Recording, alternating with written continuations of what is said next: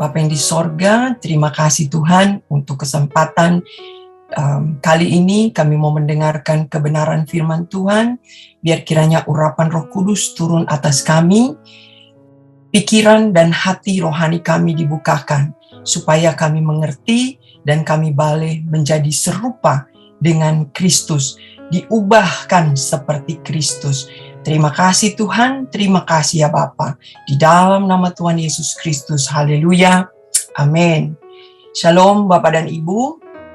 Hari ini saya bawakan kebenaran firman Tuhan dari kitab Roma 8 ayat 28 sampai dengan yang ke-30. Di mana kalau kita lihat ini judul perikopnya adalah pengharapan anak-anak Allah.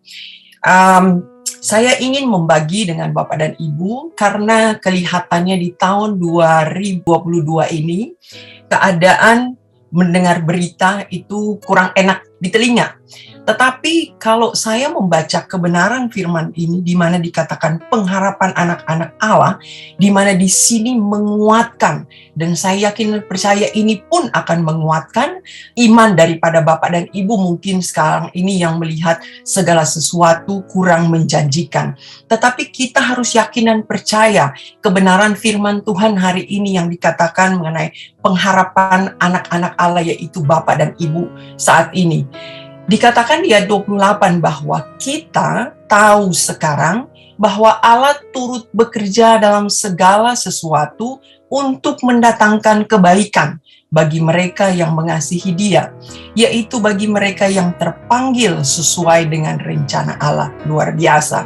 Jadi Bapak dan Ibu saudara sekalian, kita apapun yang kita alami saat ini, kebenaran firman Tuhan ini saya yakin dan percaya sungguh amat sangat menguatkan hidup Bapak dan Ibu saudara sekalian, bahwa kita ini yang sudah terpanggil sesuai dengan rencana Allah, ini kita ini boleh percaya bahwa Allah ada di balik atau Allah turut bekerja dalam segala sesuatu, termasuk masalah, termasuk problem dalam hidup saudara dan saya, bahwa Allah ada dengan bersama-sama dengan kita. Dan bukan hanya itu saja, itu untuk mendatangkan kebaikan yang kadang-kadang mungkin kita tidak mengerti saat ini. Kemudian ayat ke-29 dikatakan bahwa sebab semua orang yang dipilihnya dari semula, mereka juga ditentukannya dari semula untuk menjadi serupa dengan gambaran anaknya, supaya ia, anaknya itu, menjadi yang sulung di antara banyak saudara. Ayat yang ke-30 kemudian dikatakan bahwa dan mereka yang ditentukannya dari semula, mereka itu juga dipanggilnya. Dan mereka yang dipanggilnya, mereka itu juga dibenarkannya. Dan mereka yang dibenarkannya, mereka itu juga dimuliakannya. Luar biasa. Rasul Paulus mengatakan ketiga hal ini, dan ini ternyata ada berhubungan dengan Roma 8 ayat yang ke-18. Mari sama-sama kita lihat. Roma 8 ayat yang ke-18. Di mana di sini firman Tuhan menguatkan kita lagi bahwa sebab aku yakin, aku dalam hal ini adalah Paulus, sebab Paulus yakin bahwa penderitaan zaman sekarang ini tidak dapat dibandingkan dengan kemuliaan yang akan dinyatakan kepada kita. Luar biasa.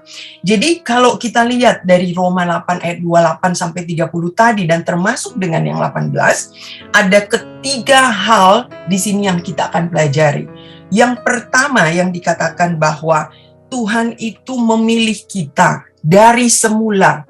Tuhan itu menentukan kita dari semula, sebelum Bapak dan Ibu, saudara yang dikasih oleh Tuhan ini eksis ada di dunia. Itu adalah merupakan tindakan daripada Allah Bapa. Yang kita tidak tahu, kita tidak punya kehendak, tetapi Tuhan memilih saudara dan saya. Sejak semula, sebelum dunia ini ada, sebelum kita ini diciptakan, itu sudah ada. Dan yang ketiga yang di dalam kitab ini dikatakan bahwa ada satu tindakan yang kita harus lakukan, yaitu Tuhan mau, Tuhan sudah pilih kita, Tuhan sudah tentukan kita, Tuhan sudah panggil kita dari semula untuk apa? Untuk kita menjadi serupa dengan Kristus. Makanya kita ini harus namanya mengadopsi karakter-karakter daripada Kristus. Karena untuk itulah Bapak dan Ibu sekalian, kita dipanggil, kita dipilih untuk menjadi serupa dengan gambaran daripada Kristus. Luar biasa. Ayat 28 yang pertama tadi dikatakan bahwa Allah turut bekerja. Untuk apa Allah turut bekerja? Untuk apa Allah turut bekerja di dalam masalah Bapak dan Ibu saudara sekalian? Ternyata di dalam ayat 28 itu secara jelas dikatakan untuk mendatangkan kebaikan. Untuk mendatangkan untuk siapa?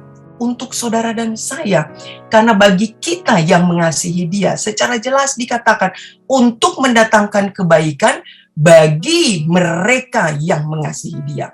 Bapak dan Ibu mengasihi Allah di sorga yang pasti.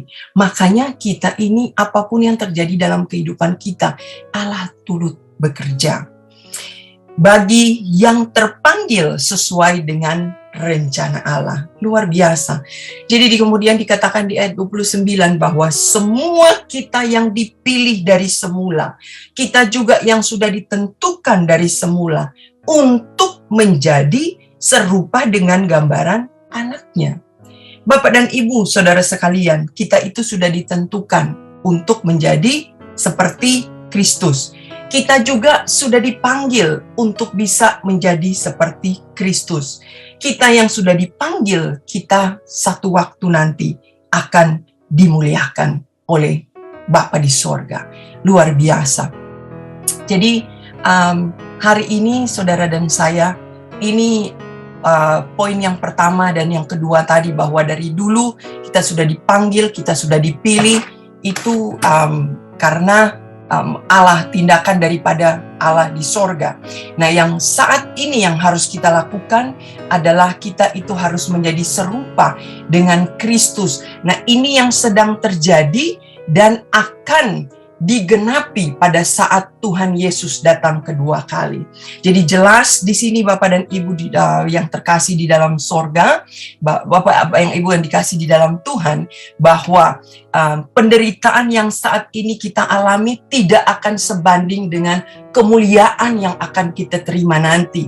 Dan apapun yang terjadi saat ini Bapak dan Ibu, percaya, yakin bahwa itu untuk mendatangkan kebaikan buat Bapak dan Ibu. Kadang-kadang kita tidak mengerti rencana Tuhan, tetapi satu hal yang pasti, Tuhan itu selalu menyediakan yang terbaik untuk kita. Karena rancangan-rancangan daripada Tuhan itu rancangan yang terbaik, yang jauh daripada kecelakaan.